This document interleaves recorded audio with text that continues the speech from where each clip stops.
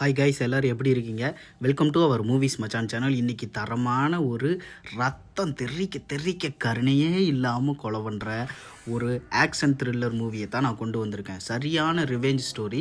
உங்களுக்கு இது பிடிச்சிருக்கு அப்படின்னா கமெண்ட் பாக்ஸில் சொல்லுங்கள். இன்றைக்கி நம்ம பார்க்க போகிற படம் என்னன்னு பார்த்தீங்கன்னா, இது ஒரு கொரியன் மூவி. 2025 ரிலீஸ் ஆகிருக்கு. கொரியன் மூவி நேம் என்னன்னு தெரியல. இங்கிலீஷில் இதுக்கு மெர்சி ஃபார் நான் அப்படின்னு பேர் வச்சுருக்காங்க. இது ஒரு சீரீஸுங்கிறதுனால மொத்தம் 7 எபிசோட் இருக்குது. அதனால் நம்ம ஒவ்வொரு எபிசோடாக நம்ம வரிசையாக பார்க்க போகிறோம்.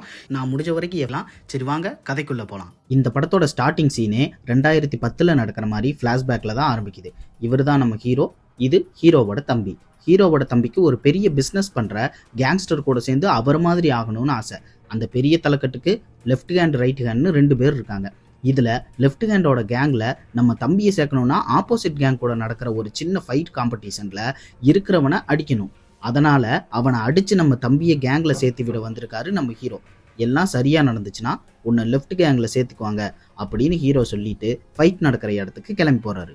அப்படியே அந்த பக்கம் பார்த்தா மலை மாடு மாதிரி ஒருத்தன் இருக்கான். அவன் யாருன்னு பார்த்தீங்கன்னா, அவன் வேற ஒரு கேங்ஸ்டர் குரூப்பை சேர்ந்தவன். இப்போ இந்த லெஃப்ட்டு ரைட்டு இவனுங்க 2 பேருமே அந்த பெரிய தலைக்கட்டு கீழே இருக்கானுங்கன்னு சொல்லி சொன்னல, இவனுங்க 2 பேரும் ஒரே இடத்துல தான் இருக்கானுங்க. இவனுங்களுக்காக தான் இப்போ நம்ம ஹீரோ அந்த இடத்துக்கு போகிறாரு.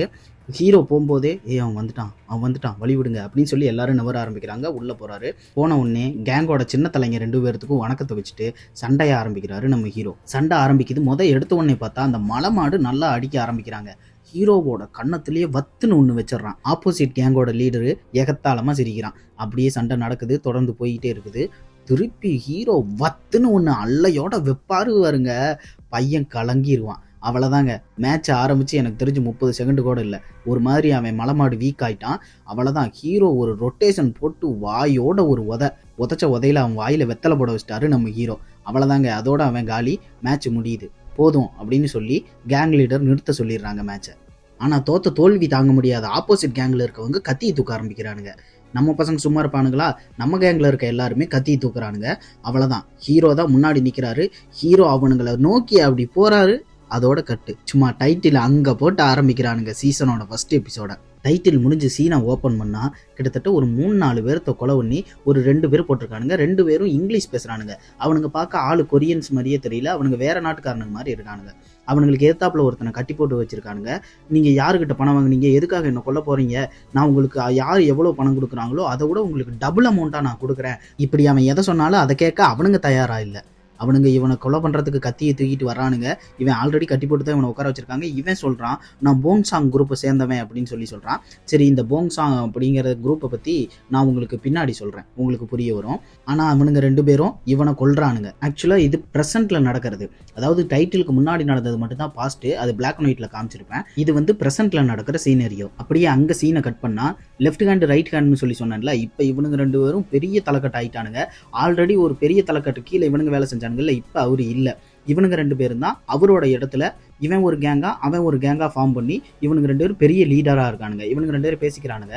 அப்போ ரைட் ஹேண்ட் என்ன சொல்கிறான்னா, என்னோட பையன் தான் என் மேனேஜரை கொன்னது. அதாவது இப்போ கொஞ்ச நேரத்துக்கு முன்னாடி ஒரு 2 ஃபாரினர் வெட்டி கொன்னானுங்களே ஒருத்தனை, அது வந்து இந்த ரைட் ஹேண்டோட பையன் வச்ச ஆளே அப்பாவோட மேனேஜரை கொண்டிருக்கான். ஏன்னா அவன் பையன் வந்து இப்பெல்லாம் சரியில்லை, அவன் எதுக்கு எடுத்தாலும் இந்த மாதிரி கோவப்படுறான், இந்த மாதிரி லூசுத்தனமாக நடந்துக்கிறான் அப்படிங்கிற மாதிரி சொல்லி வருத்தப்பட்டுக்கிட்டு இருக்காப்புல. அதாவது முன்னாடியே சொல்லியிருந்தா போங்ஷான் குரூப் அப்படின்னு சொல்லி.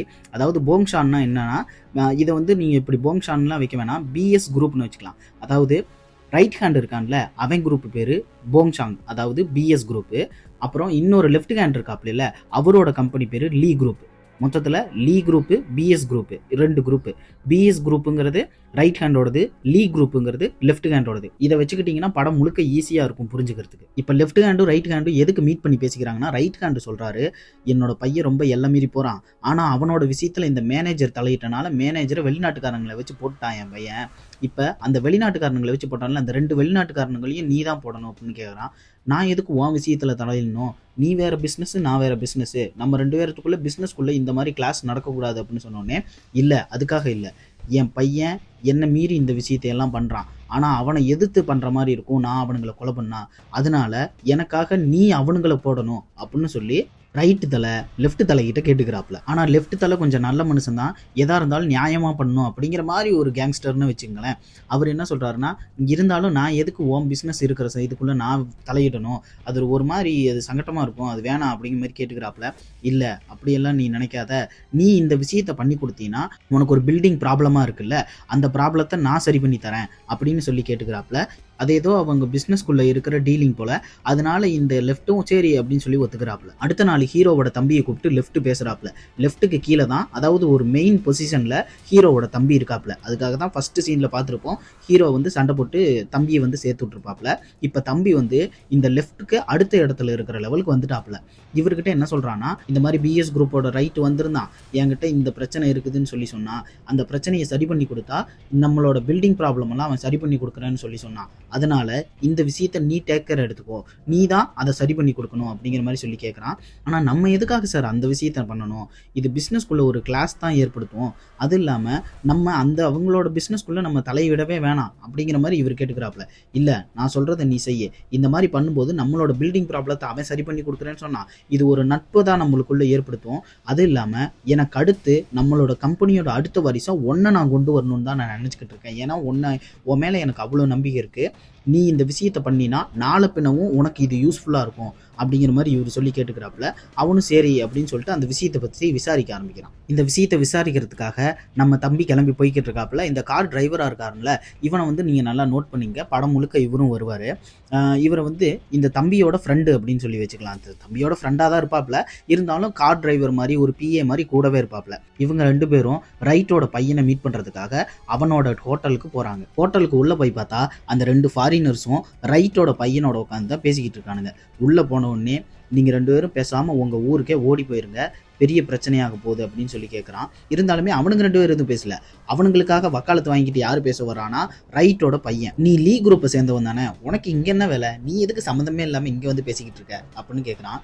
அதுக்கு இவர் என்ன சொல்கிறாருன்னா, உங்கள் அப்பா வந்து எங்களோட தலைக்கிட்ட கேட்டாப்புல, அந்த ஒரு விஷயத்துக்காக தான் நான் இங்கே வந்து பேசிக்கிட்டு இருக்கேன், இவனுக்கு ரெண்டு பேர்த்தையும் ஊருக்கு அனுப்பிச்சிட்டு ஒழுங்காக இருக்கிற வழியை பாரு அப்படின்னு சொல்லி சொல்கிறாப்புல. இவன் சும்மா இல்லாமல் என்ன சொல்கிறான்னா, 10 வருஷத்துக்கு முன்னாடி உங்கள் அண்ணன் பெரிய தப்பு ஒன்று பண்ணிட்டான், எங்கள் அப்பாவும் உங்கள் தலையும் சேர்ந்து தான் அந்த பிரச்சனையை சரி கட்டுனாங்க, என்ன உங்கள் அண்ணனோட கெண்டக்கால் நரம்பை வெட்டி விட்டுட்டாங்க, அதோட அந்த பிரச்சனை முடிஞ்சுது, நீ லீ குரூப்பை நக்கி பிழைக்கிற ஒருத்தவன் தானே, உனக்கு இங்கே என்னடா வேலைங்கிற மாதிரி இவன் ஏகத்தாளமாக பேசுகிறான். அது இல்லாமல் அவங்க அண்ணனை பற்றி பேசுனா சும்மா இருப்பானா, வந்து செவுளோட 2 அடி அடிச்சுட்டு அவர் பாட்டுக்கு கிளம்பி போய்கிட்டே இருக்காப்புல.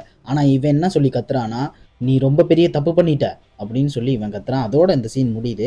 அடுத்து நம்ம ஹீரோ ஒரு டென்ட் மாதிரி சின்னதாக ஒரு இடத்துல போட்டு, இந்த பைன்லாம் இருக்கும்ல, இந்த பைன் மரம்லாம் சொல்லுவாங்க, ஊட்டி பக்கம்லாம் இருக்கும்ல, அந்த மாதிரி பெரிய ஒரு காடு இருக்குது, அந்த காட்டுக்குள்ளே கேம்ப் மாதிரி போட்டு அங்கேயே தங்கியிருக்காப்புல. அந்த இடத்துக்கு அண்ணனை மீட் பண்ணுறதுக்காக தம்பி போகிறாப்புல. அங்கே ஹீரோ நிம்மதியாக ஒரு சந்தோஷமான வாழ்க்கையை வாழ்ந்துக்கிட்டு இருக்காப்புல. அதாவது தனிமையில் இருந்தாலுமே இந்த மாதிரி ஒரு அழகான இடத்துல எந்த ஒரு கேங்ஸ்டர் பிரச்சனை அந்த மாதிரிலாம் இல்லாமல் ஒரு சந்தோஷமான வாழ்க்கையில் தான் இருக்காப்புல. தம்பி போகிறான், போய் பார்த்துட்டு 2 பேரும் பேசிக்கிறாங்க. அப்போ தம்பி என்ன சொல்கிறான்னா, என்ன லீ குரூப்போட அடுத்த வாரிசாக இருக்கணும்னு சொல்லி லெஃப்ட் கேட்டுக்கிட்டாரு அப்படிங்கிற மாதிரி சொன்னால், ஹீரோவை என்ன சொல்கிறாருன்னா, நீ இதுக்கு தகுதியான ஆள் தான், அது இல்லாமல் இதுக்கு தானே நீ இவ்வளோ நாளாக கஷ்டப்பட்ட, நீ கஷ்டப்பட்டதுக்கு சரியான பலன் கிடச்சிருக்குன்னு ஹீரோவும் சொல்கிறாரு. ஹீரோவோட தம்பிக்கு குளிருதுன்னு சொல்லிட்டு ஹீரோ ஒரு ஜர்க்கின் எடுத்து கொடுக்குறாரு, அதை அவன் போட்டுக்கிறான். அதுக்கப்புறம் சரி நீ ஏதாவது என்கிட்ட கேட்கணும்னு நினைக்கிறியா அப்படின்னு சொல்லி தம்பி கேட்குறான். எந்த மாதிரி அப்படின்னு, இல்லை தம்பிக்கிட்டே எல்லாம் கேட்பாங்களே, நீ எப்படி இருக்க, உனக்கு ஏதாவது ஆள் இருக்கா, கல்யாணம் பண்ணிக்க போறியா, இந்த மாதிரிலாம் எதுவும் நீ என்கிட்ட கேட்க மாட்டியாடா அப்படின்னு சொல்லி கேட்குறான். இந்த மாதிரி சும்மா ஜாலியாக பேசிக்கிட்டு இருக்காங்க. சரி எனக்கு டைம் ஆச்சு, நான் கிளம்புறேன், எனக்கு கொஞ்சம் வேலை இருக்குன்னு சொல்லிட்டு ஹீரோவோட தம்பி கிளம்பிட்டாரு. அப்போ கிளம்பும்போது டோரை வந்து ஹீரோ தட்டுறான். ஏன்னா ஹீரோவுக்கு ஏதோ சம்திங் ராங் அப்படின்னு மாதிரி தோணுது. வேகமாக வந்து கதவை தட்டி ஓப்பன் பண்ண உடனே ஏதாவது பிரச்சனையா அப்படின்னு சொல்லி கேட்குறான். ஆனால் அதோட சீன் கட் ஆகுது. என்னன்னா தம்பி என்ன நடந்துச்சு அப்படிங்கிற விஷயத்த சொல்லியிருப்பாப்புலன்னு நினைக்கிறேன். அதோட இவரோட ஆஃபீஸுக்கு வந்துடுறாரு. அங்கே ஹீரோ அதே அந்த கேம்ப்லேயே இருக்காரு. நைட் நேரம் இவர் மட்டும்தான் தனியாக இருக்காரு, ஆஃபீஸில் ஒர்க் பண்ணிட்டு இருக்காரு. அப்போது ஸ்டெப்ஸ் கிட்ட இந்த சென்சார் லைட்டுன்னு சொல்லுவாங்கள்ல, டியூப் லைட்டு, சில இந்த மாதிரி மால் இந்த மாதிரி இடத்துல எல்லாம் வச்சுருப்பாங்க. நம்ம நடந்து போனால் நம்ம சென்சார் கரெக்டாக நம்ம அங்கே நடந்து போகிறோம் அப்படின்னா லைட் ஆன் ஆகும்ல, அந்த மாதிரி ஸ்டெப்ஸுக்கிட்ட தானாகவே ஒரு லைட் ஆன் ஆகிட்டு ஆஃப் ஆகுது. என்னது இது, நம்ம மட்டும் தான் இங்கே இருக்கோம், எப்படி அது ஆன் ஆகிட்டு ஆஃப் ஆகலாம் அப்படின்னு சொல்லிட்டு ஹீரோவோட தம்பி அந்த இடத்துக்கு பார்க்க போகிறாரு. அங்கே போய் பார்த்தா யாரும் இல்லை. ஆனால் ஹீரோவோட தம்பி, யாரா இங்கே இருக்கீங்க, எனக்கு தெரியும், வெளியே வா அப்படின்னு சொல்லி கூப்பிட்றாப்புல. அப்போ உள்ளேருந்து ஒருத்தன் ஆள் சின்ன பையன் மாதிரி வெளியே வரான். அவன் இவரை கொலை பண்ணுறதுக்காக கத்தி எடுத்துகிட்டு வரான். சும்மா இருப்பானா இவன், அது இல்லாமல் ஹீரோவோட தம்பி, ஹீரோ ஒரு வார் மிஷின், இவனும் அதே மாதிரி தானே இருப்பான், பயங்கரமாக அடிக்கிறான். அப்போ இவன் சிரிக்கிறான். என்னன்னா பார்க்க ஒரு ஆள் அடி வாங்குறேன்னு நினச்சேடா அப்படின்னு மாதிரி சிரிக்கிறான். சுற்றி ஒரு 15-20 பேர் இருப்பானுங்க. ஆனால் ஹீரோவோட தம்பி சாதாரண ஆள் கிடையாது. அத்தனை பேர்த்தையும் புரட்டி எடுத்து அடிச்சு போடுறான். உன்னை யாரா அனுப்புனா, எதுக்குடா நீங்கள் என்ன கொலை பண்ண வந்திருக்கீங்க அப்படின்னு சொல்லி கேட்டவுடனே ரைட் ஹேண்டோட பையன் இருக்கானே அவன் தான் எங்களை அனுப்புனான் அப்படின்னு சொல்லி அவன் பயத்தில் சொல்லிட்டு எல்லாரும் ஓடி போயிடுறாங்க. அப்படியே இந்த சீனை கட் பண்ணால் விடிய ஆரம்பிக்குது. ஹீரோவுக்கு ஒரு ஃபோன் வருது. என்னன்னு பார்த்தா ஹீரோவோட தம்பியை யாரோ கொன்னுட்டானுங்க. ஹீரோவோட தம்பியை கொண்டானுங்கிற விஷயம் ஹீரோவுக்கு தெரிய வருது. நிறைய பேர் இந்த கேங் சம்மந்தப்பட்ட எல்லாருமே வந்து அவரோட இறுதி அஞ்சலி, அந்த இறுதி மரியாதை செய்வாங்கள்ல, அந்த இடத்துக்கிட்ட வந்து கலந்துக்க ஆரம்பிக்கிறாங்க. அந்த இறுதி மரியாதை செய்கிற இடத்துக்கு லெஃப்ட் வராப்பில் அவர் வந்து மரியாதை செஞ்சுட்டு போனதுக்கப்புறம் ரைட் வராப்பில் அவரும் வந்து மரியாதை செஞ்சுட்டு போனதுக்கப்புறம் லெஃப்ட்டுக்கு ஒரு பையன் இருக்கான், அவனும் வர்றான், மரியாதை செஞ்சுட்டு போகிறான். இப்படி ஒவ்வொருத்தராக வந்துட்டு போனதுக்கப்புறம் அடுத்து ரைட்டோட பையன் வரான். அவன் வந்துட்டு அந்த மரியாதை செலுத்தும் போது ஒரு மாதிரி நமட்டு சிரிக்கிறான். அவன் சிரிக்கும் போதே ஓ இந்த பையன் தான் இந்த வேலையை பார்த்துருக்கான் அப்படிங்கிற சொல்லி நமக்கு தோணுது. சிரிச்சுட்டு அவன் அங்கேருந்து கிளம்புறான். கிளம்பும்போது அடுத்து ஹீரோ வராப்புல.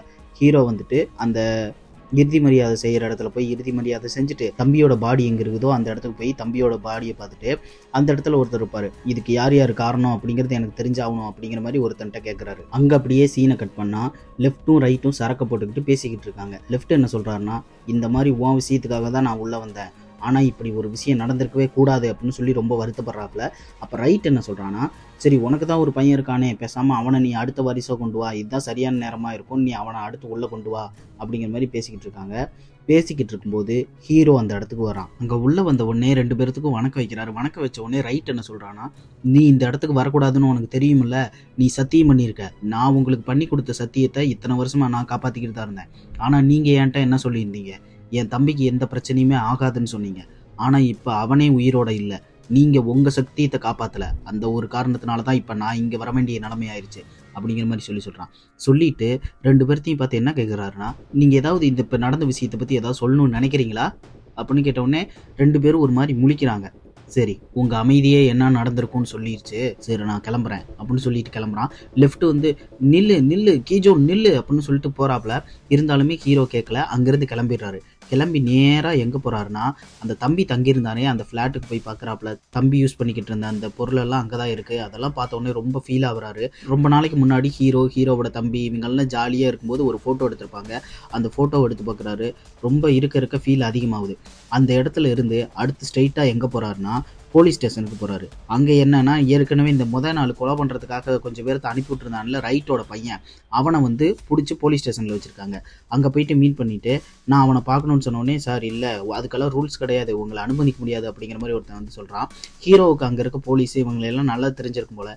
என்ன நீ ரொம்ப நியாயமாக நடந்துக்க ஆரம்பிச்சிட்டியோ அப்படின்னு உடனே அவனுக்கும் புரிஞ்சிருது. சரி இவங்கிட்ட ரொம்ப பேச வேணாம், நம்மளுக்கு முன்னே அடிச்சு போட போகிறான் அப்படின்னு சொல்லிட்டு, சரி இருங்க வெயிட் பண்ணுங்கன்னு சொல்லிட்டு அந்த ரைட் அனுப்பிச்சி விட்டான்ல ஒருத்தன் ஆள், அந்த சின்ன பையமாக இருப்பானே, அவனை அனுப்பிச்சு ஹீரோ கிட்ட பேச விட்றான். என்ன நடந்துச்சுன்னு சொல்லு, எதுக்காக நீ என் தம்பியை கொன்ன, உன்னை யார் அனுப்புறது அப்படின்னு சொல்லி ஹீரோ கேட்குறான். ஹீரோ கேட்டதுக்கு இவன் என்ன சொல்கிறான்னா, ஓஹோ செத்து போனானே அவனோட அண்ணனா நீயே, சார் என்னை மன்னிச்சிருங்க சார் அப்படின்னு சொல்லிட்டு ஒரு மாதிரி மன்னிப்பு கேட்குற மாதிரி போய் எகத்தாளமும் ஒரு சிரிப்பு சிரிக்கிறான். நான் எதுக்காக தெரியுமோ உன் தம்பியை கொன்னேன், தோ நீ இப்போ என்னை பார்த்து முறைக்கிறியே, இதே மாதிரி அவனும் என்னை பார்த்தான், அதுக்காகத்தான் நான் கொன்னேன் அப்படின்னு உடனே ஹீரோ என்ன சொல்கிறாருன்னா, நான் ஒன்றை மட்டும் இல்லை, உன் ஃப்ரெண்ட்ஸு உன் கூட வந்தவங்க எல்லாத்தையும் தேடி கண்டுபிடிப்பேன், அது மட்டும் இல்லை உன் குடும்பத்தையும் கண்டுபிடிப்பேன். அப்படியா, என் குடும்பத்தை கண்டுபிடிப்பியா, என் குடும்பத்தை கண்டுபிடிச்சின்னா அவங்கள நல்லா நீ அடி, அது மட்டும் இல்லை முடிஞ்சதுன்னா அவங்கள நீ கொன்று, ஏன்னா அந்த நாய்ங்க தான் என்னையும் என் தம்பியும் சின்ன வயசுலேயே விட்டுட்டு போய் எங்களை இந்த மாதிரி நிலைமைக்கு ஆளாக்கியிருக்காங்க அப்படிங்கிற மாதிரி சொன்னான். இப்படி இவங்க பேசும்போதே தெரியுது, இப்போ அவன் சின்ன வயசுலேயே இவங்க அப்பா அம்மா எல்லாம் போயிட்டாங்க போல், அதனால இந்த மாதிரி ரொம்ப கெட்ட பழக்கம், இந்த மாதிரி கெட்ட பழக்கமும் இந்த மாதிரி கெட்ட விஷயத்தையெல்லாம் செய்கிற ஒரு ஆளுங்களாம் இவனுங்க மாறி இருக்காங்க அப்படிங்கிறது நமக்கு நல்லாவே தெரியுது. அடுத்து இப்படி சொல்லும் போதே ஹீரோ என்ன புரிஞ்சுக்கிறானா, ஓ உனக்கு ஒரு தம்பி இருக்கானா அப்படிங்கிற மாதிரி இவர் புரிஞ்சுக்கிறாரு. சரி நான் இப்போ அவனை தான் பார்க்க போகிறேன் அப்படின்னு சொல்லிட்டு அவனோட தம்பியை ஃபாலோ பண்ணிக்கிட்டே போகிறாரு. அவன் ஒரு கம்ப்யூட்டர் சென்டர் மாதிரி இருக்குது, அந்த இடத்துக்குள்ளே போகிறான்.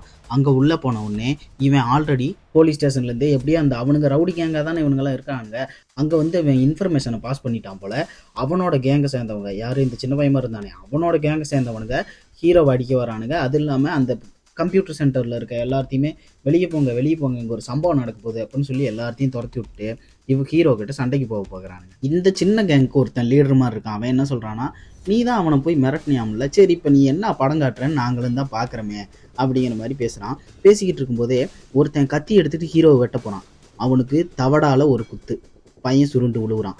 அடுத்து ஒருத்தன் ஸ்க்ரூ டிரைவர் எடுத்து ஹீரோவை குத்த வரும்போது அப்படியே அந்த ஸ்க்ரூ டிரைவரை பிடிச்சி திருப்பி அவனோட கன்னத்தில் ஒரு சுருவா பாருங்க, இந்த அழகு குத்துவாங்களே அந்த மாதிரி கன்னத்தோட ஒரு குத்தி விட்டுருவாப்புல. இன்னொருத்தன் அடிக்க வருவான், அவனுக்கு ஒரு பஞ்சு. இன்னொருத்தவன் அடிக்க வருவான். சைடில் இந்த 7up டின் இந்த மாதிரி ஜூஸ் குடிக்கிறதுக்கு டின் ஒன்று வச்சிருப்பானுங்க, அதை அப்படியே எடுத்து வாயோட ஒரு சொருவு, அந்த டின்னு முழுக்க அவன் வாய்க்குள்ளே போயிடும். அடுத்து இன்னொருத்தவனுக்கு ஒரு பஞ்சு. இன்னொருத்தவன் எகிரி குதிச்சு அடிக்க வருவான். சைடில் கொஞ்சம் நெவுந்துக்கிட்டு அவனை இழுத்து போட்ட உடனே, அண்ணா என்னை விட்டுருங்கண்ணா சாரி அப்படிம்பா.